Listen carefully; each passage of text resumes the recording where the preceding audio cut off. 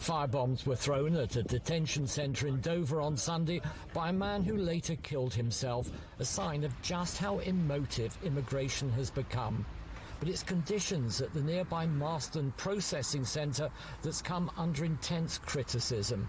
The centre's meant to hold around 1,600 people for a day or so for security and identity checks before moving them on to the asylum accommodation system, mainly in hotels.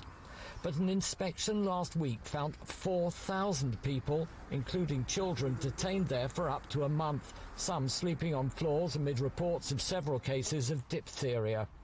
Britain's Interior Minister, the Home Secretary, Suella Braverman, was forced to give a statement to Parliament following accusations that she'd blocked signing off on hotel transfers, something she denies.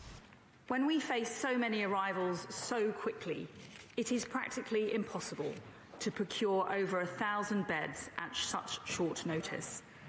Consequently, we have recently expanded the site and are working tirelessly to improve facilities.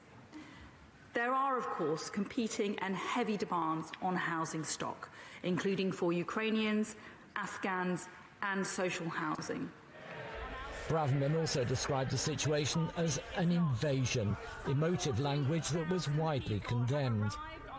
This is a humanitarian catastrophe that is entirely of the government's own making. You know, the focus on hostility and cruelty that they've been basing their approach to refugee policy on is absolutely no way to run a refugee protection system. And this is the result. What's happening in Manston at the moment is absolutely the result of this approach. The number of migrants and asylum seekers making the dangerous crossing from France has risen dramatically in recent years, aided by criminal gangs. Last year, around 28,000 refugees crossed the Channel. Already, almost 44,000 people have arrived this year. Almost 1,000 people crossed the Channel on Saturday alone.